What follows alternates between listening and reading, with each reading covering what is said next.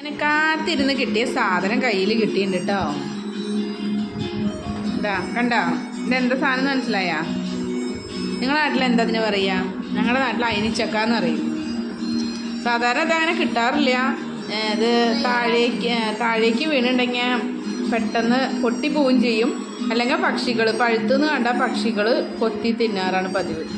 ഇത് ഞങ്ങൾ ടെറസിൻ്റെ മുകളിൽ കയറിയിട്ട് കൈകൊണ്ട് പൊട്ടിച്ചതായിരുന്നു. പച്ചയായിരുന്നു. അപ്പോൾ അത് പഴുപ്പിക്കാൻ വെച്ച് എങ്ങനെയാണ് സക്സസ് ആയോ എന്നൊന്നും അറിയില്ല കേട്ടോ. മരത്തിൻ്റെ മുകളിൽ നിന്ന് പഴുക്കണതാണ് അതിൻ്റെ ഒരു പ്രത്യേക ടേസ്റ്റ്. അപ്പോൾ അതേപോലെ ടേസ്റ്റായി കിട്ടുമെന്നൊന്നും അറിയില്ല. എന്തായാലും ഞങ്ങളൊന്ന് നോക്കട്ടെ, ഒന്ന് പൊളിച്ച് നോക്കാട്ടോ എന്താ സ്ഥിതി എന്നൊക്കെ.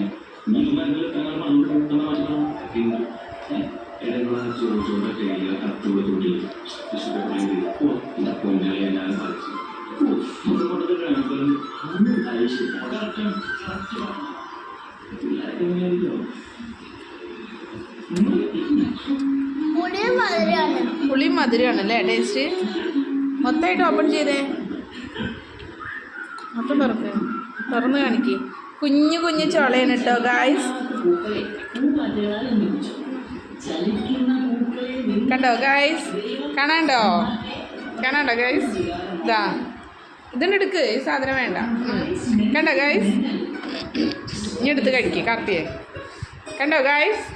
ഇതാണ് ഈ ചക്ക തുറന്ന അങ്ങനെയാണ് കേട്ടോ ഉണ്ടാവുക. ചെറിയ ചുളകളാണ്, പക്ഷെ ഭയങ്കര ടേസ്റ്റാണ് കേട്ടോ. പുളി ഉണ്ടാവും, മധുരം ഉണ്ടാവും, എല്ലാം കൂടെ ഉള്ള ടേസ്റ്റാണ്. പിന്നെ ഇതിൻ്റെ കുരു നമുക്ക് വറുത്ത് കഴിക്കുകയും ചെയ്യാം കേട്ടോ. നമുക്കൊന്ന് ടേസ്റ്റ് ചെയ്ത് നോക്കാം കേട്ടോ.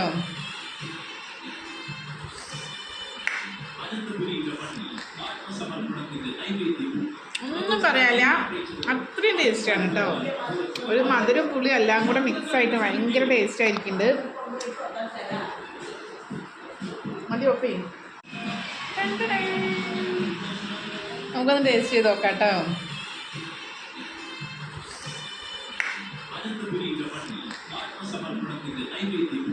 ഒന്നും പറയാനില്ല, അത്രയും ടേസ്റ്റാണ് കേട്ടോ. ഒരു മധുരം പുളി എല്ലാം കൂടെ മിക്സായിട്ട് ഭയങ്കര ടേസ്റ്റ് ആയിരിക്കുന്നുണ്ട്. മതി ഒപ്പേ.